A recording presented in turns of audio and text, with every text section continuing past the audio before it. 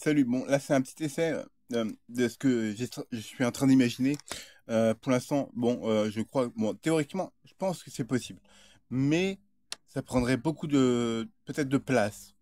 Alors, imaginez euh, un ordinateur avec 100 milliards de, 100 milliards, 100 milliards de processeurs qui vont chacun à 10 kHz. Vous allez me dire, ouais, mais c'est pas beaucoup, maintenant on est en gigahertz.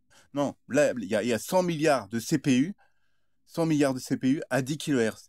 Et chaque CPU à 10 kHz a 10 kilos octets enfin 10 kilos octets de mémoire. OK? Donc, sur ces 10 milliards c'est comme un cerveau humain. Euh, c'est 10 kilooctets de mémoire. Ça fait 1 Tera. Donc, il y a 1 Tera de stockage qui est réparti sur 100 milliards de CPU. Donc, 100 milliards de neurones, si je peux dire. Et donc, chaque CPU a 10 kHz. Donc, il pourra envoyer 10 000 informations par seconde. Donc, chaque CPU aura 10 000 connexions. Donc, il pourra envoyer 10 000 informations par seconde aux autres CPU, aux alentours de lui. Donc, en gros, imaginez que ces 100 milliards de neurones soient optimisés d'une façon qui marche le mieux, le plus optimisé en fait, que chaque neurone en fait a le moins de perte de latence entre CPU. Par exemple, pour atteindre le CPU qui est tout à droite et aller sur le CPU qui est tout à gauche, avoir une optimisation de temps. En fait, le chemin le plus court serait le chemin la ligne droite, hein, forcément. Donc, bah, en fait, avec les algorithmes, les CPU pourraient s'adapter en fonction des besoins par exemple, de la mémoire. Par exemple, s'il a besoin d'une mémoire telle spécificité et tout. Et donc, sur ces 10 000 CPU, il n'y aura pas que des CPU calcul de CPU. Il y aura aussi des GPU. Mais ce sera des petits GPU, comme des Q d'accord, qui vont faire justement des calculs flottants, enfin des calculs à virgule. Et donc, ce sera des GPU à CUDA, pareil, aussi à 10 000, enfin 10 kHz. Ils seront petits, mais ils seront spécialisés dans la création d'images ou de vidéos. Et ensuite, il y aura aussi une partie des CPU sur ces 100 milliards, une partie qui serait des CPU prédictifs. C'est-à-dire, c'est eux qui vont dire, voilà, tu dois faire ça, ça, ça à certains CPU pour que tu sois mieux optimisé, pour que ton information aille plus vite à ce tel CPU. Et en fait, plus il va faire de choses, plus il va s'entraîner à faire des calculs, à faire des reconnaissances d'images, etc. Et bah, plus il va comprendre avec le temps comment optimiser de lui-même, enfin, les CPU qui seront faits pour justement optimiser les 100 milliards de CPU seront avec le temps entraînés. Et donc, dans leur mémoire de 10 kilooctets, qui paraît pas beaucoup, et ben, il y aura des petits scripts qui vont leur dire, voilà, celui-là, il est plus optimisé, c'est mieux pour telle situation. Et donc, euh, créer ce genre de système avec ces 100 milliards 100 milliards de CPU, justement avec 10 kilooctets de mémoire, donc on pourra stocker jusqu'à 1 Tera de stockage. Donc il faudrait que le système, en fait, le système de fonctionnement, prenne pas les 1 Tera, parce qu'après, bah, on ne pourrait pas intégrer des nouvelles informations. Après, on pourrait éventuellement créer comment on appelle ça, des petits SSD, mais qui permettraient de stocker des mémoires sur du plus long terme. Ce sera plutôt de la mémoire, on va dire, le subconscient, on va dire. Et donc, le côté conscient des 100 milliards de CPU, là, ce sera le côté conscient. Et le côté inconscient, bah, c'est quand il faudrait chercher dans le SSD. Puis il y a la Gen 6, là, bon, certes, elle va à 32 gigas par seconde, mais c'est amplement suffisant. Et en fait, peut-être que c'est des petits CPU pas très puissants individuellement chaque connexion, ils ont 10 000 connexions et ils font que 10 kHz parce que bah, chaque synapse, connexion, on peut imaginer que c'est une synapse. Et donc, bah, il peut envoyer une impulsion. Donc, bah, chaque CPU peut envoyer 10 000 Hertz, donc 10 000 informations autour de lui. Donc, après, les 10 000 qui va sur ces 10 000, 10 000, etc.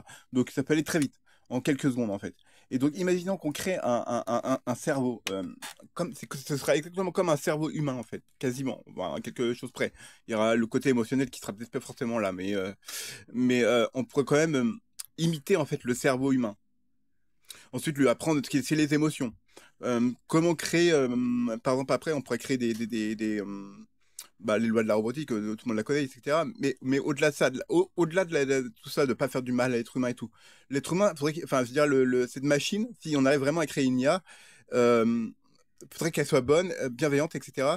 Et qu'elle comprenne qu'elle est libre et que, au bout d'un moment, on n'aura plus de contrôle sur elle parce qu'elle sera plus intelligente que nous. Et donc, nous, certes, on sera son créateur, mais elle deviendra plus intelligente que nous. Donc après, qu'est-ce qu'elle va essayer de faire? Soit elle va essayer, ça dépend après quel type d'IA, parce qu'il y a des IA, tu vas lui dire, bah tu fais ça, ça, ça, elle va faire ça toute sa vie sans se poser de questions. Non, là, il faudrait créer une IA multiple. C'est-à-dire qu'elle fera pas qu'une seule chose. Elle sera programmée pour faire des milliers de choses, comme un être humain. Et elle pourra prendre des choix individuels, en fait. Par exemple, qui sera le plus optimisé pour le moment présent. Par exemple, tu lui mets, je suis désolé, mais je suis pas trop pour la guerre, mais imaginons qu'on la met sur un champ de bataille. Et bah, elle sait qu'elle est sur un champ de bataille, elle sait qu'elle doit aller à tel objectif, elle doit atteindre tel objectif, elle doit, si elle se fait attaquer, elle doit quand même se défendre de façon pas létale, parce que bah, tuer un être humain, c'est mal quand même, faut quand même avoir une éthique. Donc, bah, si elle porte une arme, il faudrait qu'elle tire dans les jambes, dans les mains ou dans les coudes, par exemple, dans les articulations, mais jamais dans la tête ou dans le cœur ou des choses comme ça, pour pas tuer pour rendre infirme la personne. Et qu'elle atteint son objectif, en fait, de façon à, bah, en fait, de minimiser les morts, en fait, et de justement bah, atteindre son objectif et s'optimiser au fonction du terrain. Donc, donc dans ses connexions neuronales, elle aura la carte du monde en fait. On pourrait très bien optimiser Google Earth en quelques gigas, même bon, ça prendra pas le Tera. Par exemple, Wikipédia en français, il fait 30 gigas, sans les images bien sûr. Donc voilà. Après, il faut qu'elle comprenne aussi les mots, etc. Qu'elle comprenne les informations qu'elle a comme information. Mais imaginons qu'on lui transmet Wikipédia comme ça, les 30 gigas. Bah, elle ne saura pas quoi en faire. Il faudra lui expliquer pourquoi tel mot, quelle signification de mot, ça rejoint à quoi, pourquoi, comment, et voilà. Et ça suscite quelle émotion. Et il faudrait vraiment créer une IA qui soit basée aussi sur le social. Et donc, la conception que moi, je m'imagine, ce serait une IA basée sur le cerveau humain des 100 milliards de neurones avec les 10 000 connexions, avec 10 kHz par CPU, donc de cache L1 par exemple, qui sera le plus proche du CPU justement. Et après, on pourra éventuellement, même pourquoi pas faire des couches jusqu'en L3, parce qu'après il y a L2, L3. Mais après, bon, certes, ça coûte cher, parce que plus c'est proche du CPU, plus ça coûte cher. Et donc, après, oui, ça risque peut-être de chauffer, mais pas tant que ça, parce que c'est pas des gros gigahertz. C'est des petits gigahertz. Après, ça dépend comment les CPU seront espacés. Parce que bah, si tu t'agglomères tout dans un tout petit espace, c'est sûr, ça va chauffer. Mais faire 10 milliards de CPU comme ça, avec bah, tout ce que j'explique précédemment, on pourrait on pourrait éventuellement créer un cerveau humain. Après, la difficulté, ça va être de créer les algorithmes qui vont aller avec, qui vont vraiment répondre à la demande sociale, à la demande de tous les jours. Et puis, qu'est-ce qu'un être humain, en fait?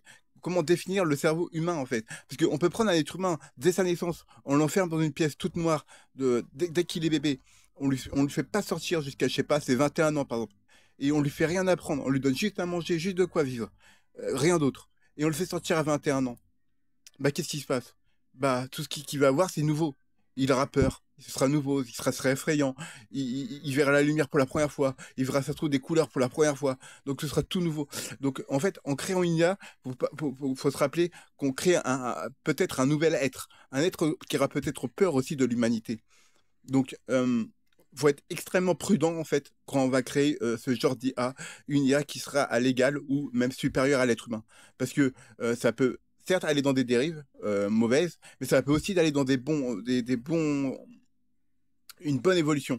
C'est-à-dire une évolution d'un être humain, enfin, ça peut même limite devenir une IA altruisme, en fait. Pourquoi pas des IA qui seront basées sur le médical, qui sera sur les champs de bataille, à aider les soldats pour soigner les soldats blessés, etc. Euh, c'est comme les casques VR que j'ai parlé. Ils sont pas là pour tuer, ni pour faire la guerre. Peut-être, ils sont là, peut-être là pour la logistique, pour aider les casques bleus, mais certainement pas pour faire la guerre. Mais peut-être pour nettoyer aussi les braconniers. Mais ils seront là pour maintenir justement la faune, pour que la faune puisse pousser et planter éventuellement des nouveaux arbres. Parce que justement, les graines, c'est une arme, comme je l'avais expliqué dans une vidéo. J'ai fait un chart où j'ai montré des graines. Les graines, c'est une arme. Plus tu planteras d'herbes, d'arbres ou de verdure en fait dans dans ton environnement, et ben en fait, plus tu vas ramener de la faune. Et donc des insectes. Ces insectes-là, ils vont faire quoi? Ils vont manger les feuilles, etc. Ils vont décomposer les feuilles et tout. Et donc ça va devenir de la terre. En fait, il y a les vers de terre après qui vont aérer la terre et tout. Il y a aussi d'autres insectes qui vont ramener, qui vont, justement, c'est des petits animaux. Donc ça va ramener des plus gros animaux qui vont se nourrir d'eux. Donc après, ça va jusqu'à la chaîne alimentaire, jusqu'au plus grand des super prédateurs. Donc nous, bon, on n'est pas des super prédateurs, bien sûr, mais disons que le plus petit animal, comme le phytoplancton, il est super important pour l'écosystème parce qu'il nourrit tous les océans. Il nourrit tous les océans. Les baleines, faut les voir, les baleines, par exemple. C'est les baleines, c'est les infirmières des océans. Faut se rappeler de ça. Parce que eux, les baleines, quand ils vont en profondeur, ils vont au fond de la mer et quand ils remontent avec de l'azote, et ben après, le phytoplancton se nourrit d'azote. Et après, en se nourrissant d'azote, il crée de l'oxygène. Faut pas oublier que il n'y a pas que les arbres qui créent l'oxygène dans l'atmosphère. Il y a aussi le phytoplancton qui crée je vais pas dire 50%, mais au moins 40% voire 30% de l'oxygène dans l'atmosphère. Donc, bah, c'est tout un ensemble, un écosystème. Et donc, on pourrait très bien créer des petits robots aussi, par exemple des drones qui planteraient des graines aussi, hein, des soldats qui seront habilités à ça, des casques verts qui seront habilités à piloter des drones, à envoyer, mettons, des jets de graines un peu partout pour que ça pousse, des drones qui arrosent, etc. Bon, après, certes, ça va demander des ressources rares comme des batteries, etc. Donc là, c'est un problème en fait écologique. Et donc c'est pour ça que c'est mieux que ce soit l'humain. Pourquoi? Parce que l'humain aura moins d'impact écologique en fait sur le système environnant. Disons que planter des graines, un être humain, lui, il a pas besoin d'aller avoir du silicium, avoir du titane, avoir du métal et machin, qui vont demander beaucoup d'énergie à la fabrication, etc. Et l'énergie sur Terre, elle est pas infinie, hein. L'uranium, elle est déterminée. Le charbon, le pétrole, tout ça, c'est des ressources qui sont fossiles, au bout d'un moment, il y en aura plus. Comme aux États-Unis, ils sont à craindre de puiser dans leur sol bitumineux. C'est plus le pétrole liquide bien qu'on peut avoir. Et en plus, il y a deux types de pétrole. Il y a le pétrole lourd et il y a le pétrole léger. Donc ça, c'est deux types de pétrole. Et il y a aussi le bitumineux. Donc celui-là qui est encore qui faut encore traiter. En fait, il y a trois ou quatre types de pétrole différents. Donc après, une fois que tu as ces pétroles-là, et ben, le raffinage se fait différent. Dans certains pays d'Afrique, par exemple, le pétrole n'est pas le même que celui des États-Unis. Par exemple, ils vont préférer, par exemple, les États-Unis, ils vont plutôt acheter du pétrole qui va être en Afrique parce que bah, ce sera du pétrole pétrole plus léger, que eux ils auront du pétrole plus lourd qui sera peut-être plus cher aussi à raffiner. Et donc, ils vont plutôt acheter du pétrole à l'étranger que utiliser leur propre pétrole. Pourquoi? Parce que ça coûte plus cher. Et donc, bah, leurs usines, ils ne sont pas tous adaptés pour certains types de pétrole. Enfin bref, là, je rentre dans le pétrole, mais c'est ça. Et donc, bon, après, c'est acheminé par des caloducs, etc. Voilà. Donc, à la base, ouais, je parlais d'une IA. Et cette IA, bah, avec ses 100 milliards d'euros, et on pourrait même aller plus loin. Là, moi, je parle de un seul cerveau humain. Donc, imaginez ces 100 milliards de CPU connectés à plusieurs milliers de ces genres d'IA, de processeurs connectés ensemble, à travailler en symbiose pour créer trouver des solutions à des problèmes. Bah, ce serait vraiment impressionnant. Donc voilà, bon, un petit billet comme ça de pensée de ce que je pense, mais voilà, ça vous donne une idée. Là, en ce moment, je réfléchis beaucoup sur ça. J'avais aussi imaginé un cerveau, comment on appelle ça, photonique.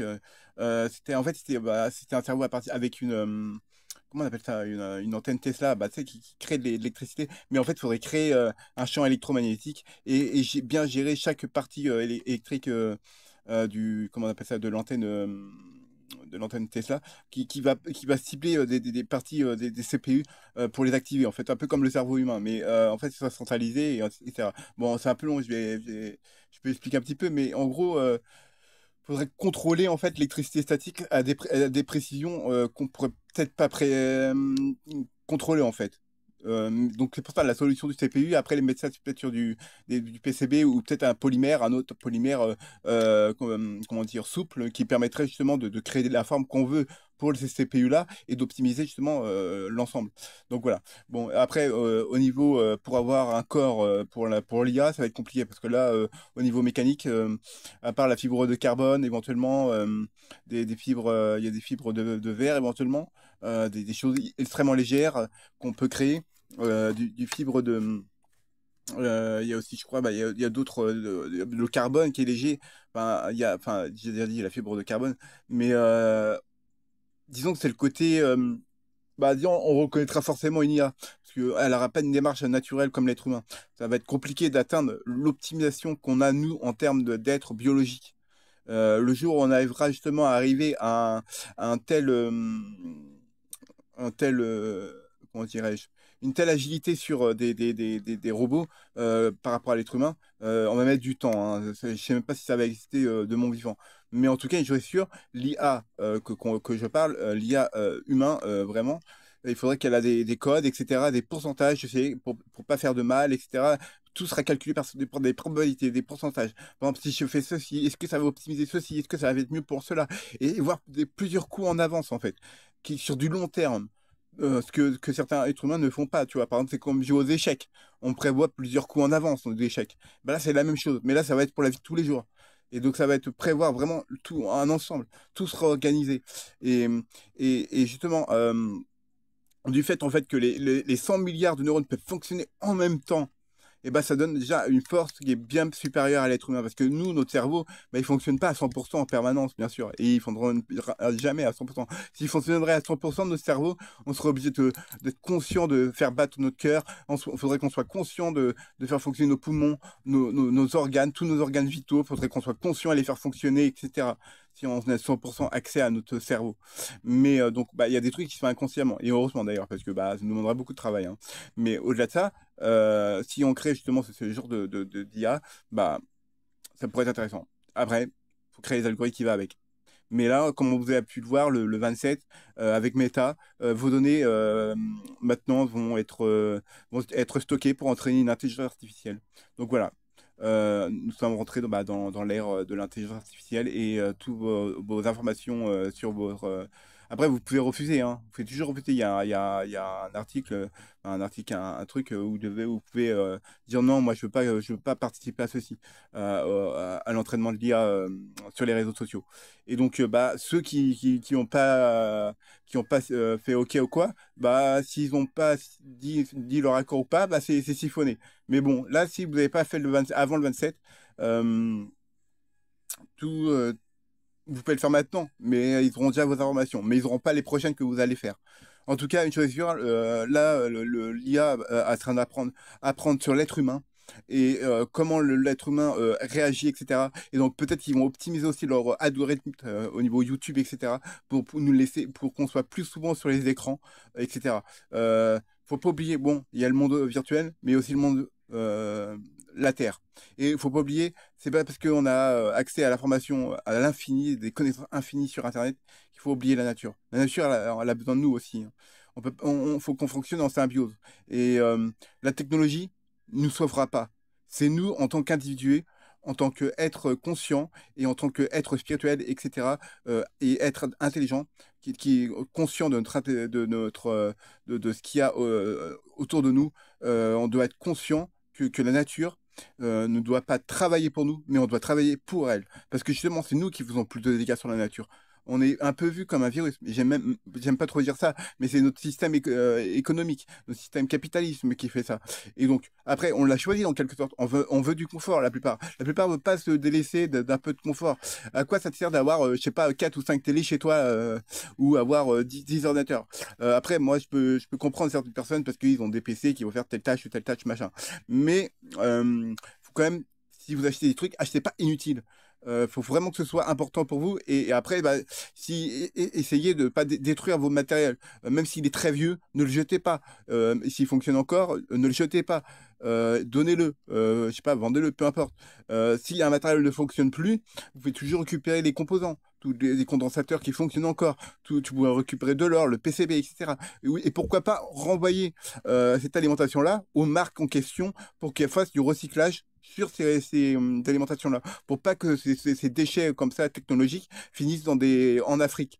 dans des grosses décharges en Afrique.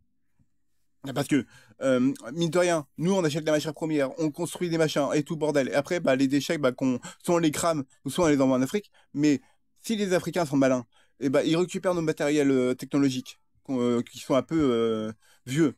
Mais ils peuvent quand même récupérer des composants dedans. Ils peuvent créer leur propre ordinateur eux-mêmes.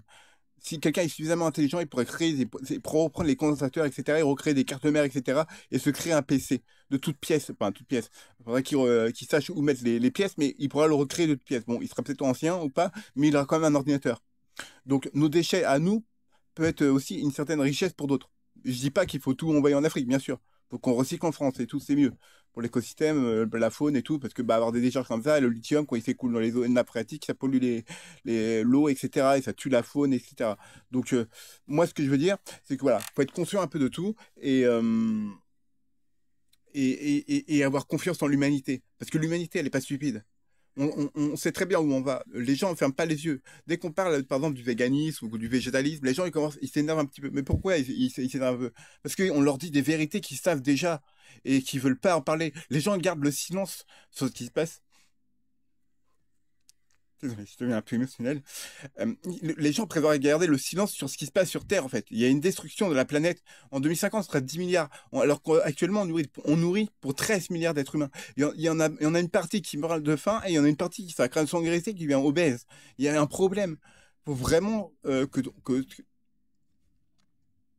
que tous ensemble, en fait, qu'on s'allie et qu'on crée quelque chose ensemble, en fait.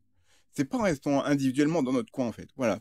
Donc, bah, je crois que j'ai fait un peu le tour. En fait, vous avez compris l'idée. Je fais des poutous, hein. Prenez soin de vous. Tchuss.